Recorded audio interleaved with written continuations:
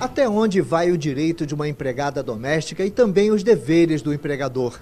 A nova legislação busca delimitar as regras nesta às vezes difícil relação quase familiar.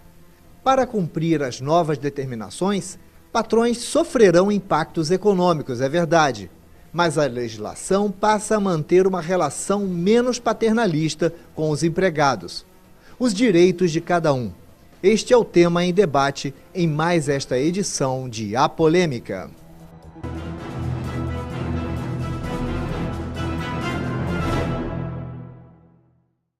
Estamos começando mais um programa Polêmica e hoje o nosso tema é empregada doméstica. Mas antes de entrarmos diretamente na temática, na discussão, nós vamos ouvir o que o povo tem a dizer com a nossa pergunta de hoje, que é: está mais caro adquirir os serviços de uma empregada doméstica?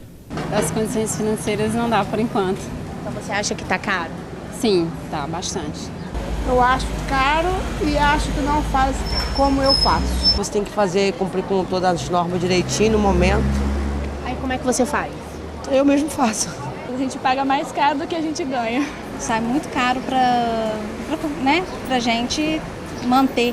Faço por merecer, porque é muita responsabilidade tomar conta da casa dos outros, né? Entendeu? Então, acho que merece o salário. Para quem paga, sai caro, mas para quem ganha, é pouco. Pois bem, nós estamos aqui com os nossos entrevistados de hoje, o advogado trabalhista e professor universitário Cristiano Fagundes e também com o economista Alexandre Delvaux. E eu queria agradecer muito a presença de vocês. E o nosso tema, para começarmos diretamente no assunto, vamos a uma questão de obrigação que tem sido dado ao empregador. Cristiano, hoje as residências do nosso país vão ser consideradas realmente empresas? Olha, doutor Cláudio, me parece que isso pode ocorrer, porque o grande problema é que o empregador doméstico ele é uma pessoa física. O empregador doméstico, pela própria definição da lei, é a família, não é uma pessoa jurídica. E o que a gente vê com esta PEC, esta ampliação de direitos, vai fazer com que se torne bastante difícil para esse empregador continuar com o empregado doméstico. Alexandre, você como economista, e obviamente tem um conhecimento com relação a questões internas de empresa, vai ser difícil para a pessoa que tem uma empregada doméstica se enturmar nesse questionamento de ser considerado uma empresa? Bom, porque na prática o empregador não é uma empresa, é uma pessoa física que tem ali a seu serviço, né, uma pessoa que merece, né, a questão de merecer, do mérito, eu vou deixar para o doutor Cristiano, mas a verdade é o seguinte: vai ficar muito difícil manter um empregado doméstico porque os encargos serão acrescidos, exatamente, serão acrescidos ao salário. O empregador não tem e não teve nos últimos anos uma recomposição de ganho que permita com facilidade arcar com esse ônus. Então, como economista, o que eu posso falar, eu não volto a dizer, não discuto merecer ou não. O emprego doméstico no país vai sofrer uma transformação, é bem verdade que 50 anos depois do que aconteceu nos Estados Unidos. Na minha avaliação, somente as pessoas muito ricas terão condições de ter em seus lares trabalhadores para executar serviços domésticos. Porque o que ocorre, Cláudio, é que o comércio, se nós analisarmos hoje quanto que recebe um trabalhador do comércio, está ganhando menos do que o empregado doméstico. E isso é contraditório porque, conforme a minha fala e a do professor Alexandre, o empregador doméstico não é uma empresa. A empresa ela tem como colocar no produto toda a carga tributária, toda a despesa, né, que acaba indo para o consumidor. O empregador doméstico, por ser pessoa física, ele vai ter de arcar com este ônus e que está bastante considerável. Outra questão também que é de extrema importância é identificar a questão da empregada doméstica no âmbito familiar dela. Por quê?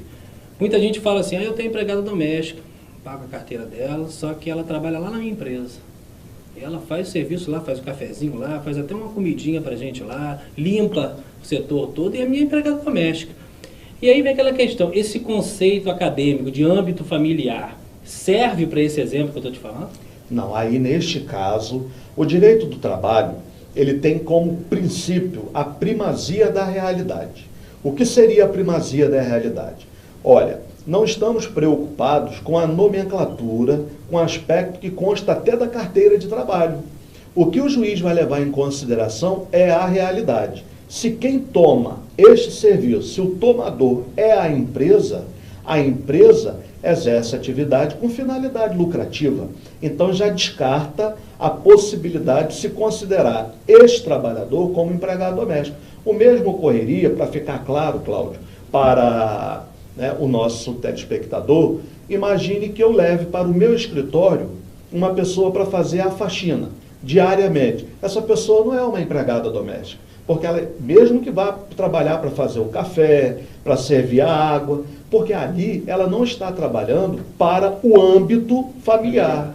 Então descaracteriza o conceito de empregado doméstico. Você acha, como conhecedor dessa parte de empresa, há hoje um desvirtuamento de função dentro de algumas empresas? Bom, até eu vou devolver isso à pergunta do Dr. Cristiano da seguinte forma.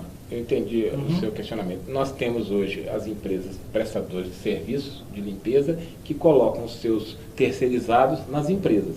Seria, então, possível, aí voltando à pergunta, sim, claro, que essas empresas coloquem esses terceirizados também dentro dos lares? Bom, com o contrato, nos modos do que seria o contrato de auxiliar de serviços gerais das empresas, ou não? Não. Aí não há possibilidade de se considerar como um empregado do tomador, porque uma característica do empregado, para eu definir que um trabalhador é empregado, porque nem todo trabalhador é empregado, haja vista a existência do trabalhador autônomo, né? Ele é um trabalhador que não é empregado, porque ele não é subordinado a outro. O que ocorre aí? Aí a gente tem uma terceirização, na pergunta que o professor Alexandre me faz. Existe uma empresa interposta, existe uma terceirização aí.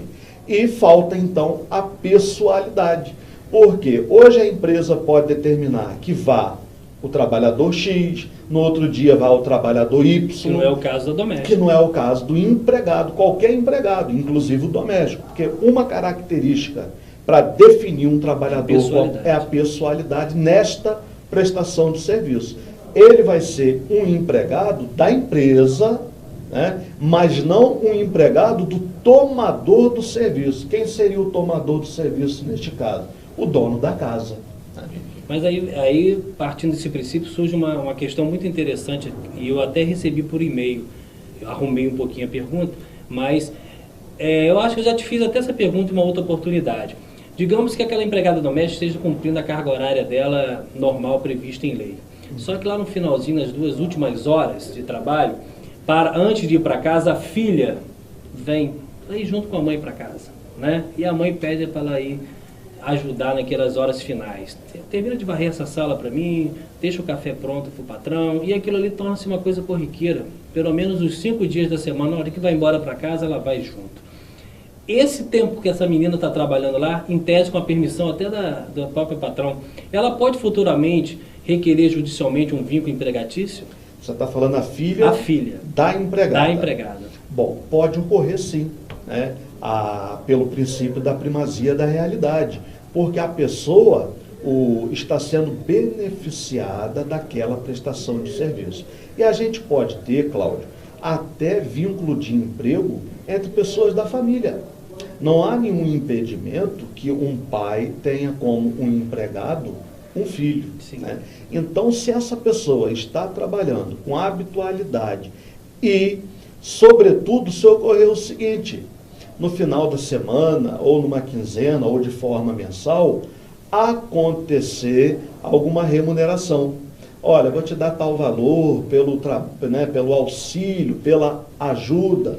Aí fica caracterizada de forma mais forte o vínculo de emprego. Vamos falar um pouquinho agora da questão da remuneração. Muita gente, eu vou começar até por Alexandre e depois passo para Cristiano. Muita gente discute essa questão que a gente até comentou em outra pergunta, dessa diferenciação entre o salário mínimo, propriamente dito, e os salários estaduais. Deixar bem claro aqui que cada estado varia os salários estaduais. Pode até coincidir, mas não há uma obrigatoriedade de salário estadual.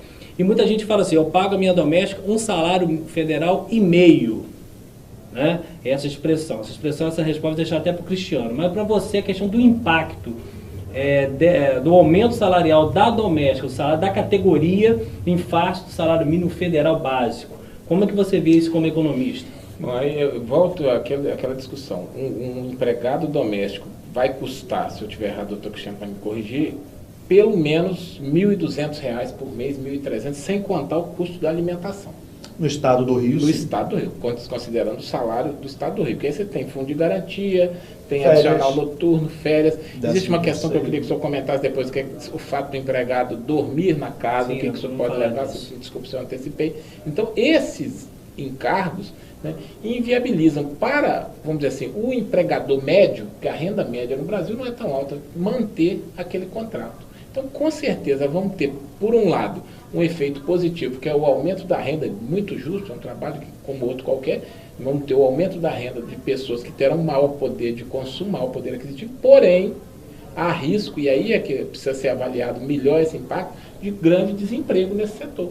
Você acha que para a empregada doméstica, então, no contexto do salário mínimo da categoria, é um impacto negativo no que diz respeito à porta de emprego? Sem dúvida alguma. Eu acho que vai ter demissão, vai ter perda, porque as pessoas não vão pagar não porque não querem, e nem porque não precisam, porque não podem pagar.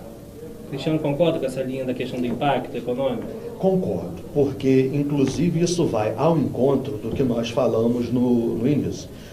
Para termos uma ideia, para a coisa ficar palpável para o nosso telespectador, no estado do Rio, em 2013, o piso salarial do doméstico era de R$ 802,53, enquanto que o salário mínimo ano passado estava em torno de 600 e poucos reais.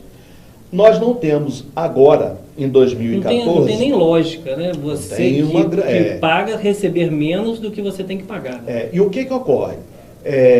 Até o dia 9 de janeiro, eu fiz a pesquisa de 2014. Nós não temos ainda definido em 2014 o piso no estado do Rio de Janeiro para os domésticos. São Paulo já saiu à frente. A Leste ainda não votou.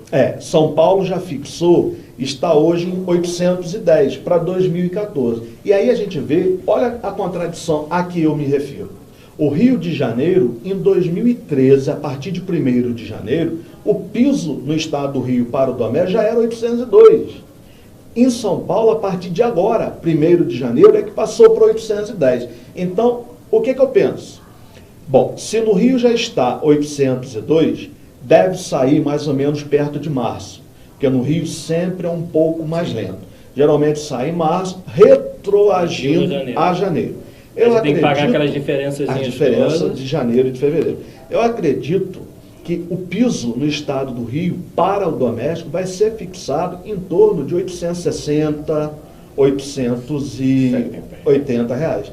Quanto que é o salário mínimo hoje no estado do Rio? 724 reais. A conta não fecha. Então, Cláudio, é o que eu te falei. Quem está trabalhando no comércio, tem muitas pessoas trabalhando em empresas, né, ganhando salário mínimo.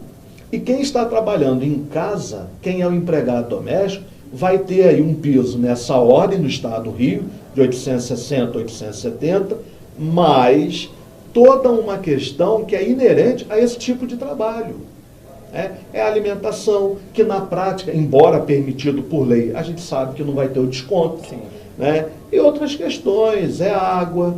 Então, vai ficar em torno do que o nosso economista falou. Porque além desse valor, que a gente considera, dos 800 e talvez 870, mas a cada mês é um mês de férias, é um mês de 13º. Temos agora o FGTS, que não sabemos qual vai ser o valor, porque ainda depende de regulamentação. Então, vamos somar 860, se for o valor, com mais um mês de férias, um mês de 13º, FGTS, vai ficar em torno, horas extras, se for o caso, vai ficar em torno de R$ 1.100, R$ 1.200. Né? Então, eu penso dessa forma. Então, professor Cristiano e Alexandre, dentro dessa questão, fica mais fácil hoje, então, o trabalho da diarista? Eu não sei se desse valor caro? Eu não sei se fica mais fácil. mas é o que vai ser possível, né? Porque se eu não vou poder suportar esse ônus, ainda que eu precise de um trabalhador diariamente, eu vou ter de me adaptar à realidade. Então, eu vou ter uma pessoa que trabalhe para mim 2 vezes por semana, né? Mas não vou poder ter aquele encargo de INSS, de FGTS, de 13º, de férias. E aí o nosso colega... Também? Sim, essa é a ideia. Quer dizer, esse rearranjo, essa rearrumação vai levar ao desemprego e vai a uma substituição do trabalhador tradicional que a gente conhece, que é aquele que trabalha de segunda a sábado e até segunda a domingo, que eu acho que com a exploração... Agora, a grande diarista vai ganhar muito, né? Acaba sendo um salário maior. Porque ela vai ser mais procurada, ela pode trabalhar, por exemplo, 5 vezes por semana em 5 locais diferentes. Ela vai ganhar um pouco mais, mas fica desamparada. Porque a cultura do brasileiro, a gente não vai ter esta trabalhadora contribuindo para a Previdência como autônoma. E aí, depois, para a aposentadoria, se ficar doente... É um ônus e bônus, né? É um ganho meio... Perfeito. Nós estamos aqui conversando com o professor Cristiano Abelardo e com o economista Alexandre Delvaux. Nós vamos ao intervalo, daqui a pouco a gente volta.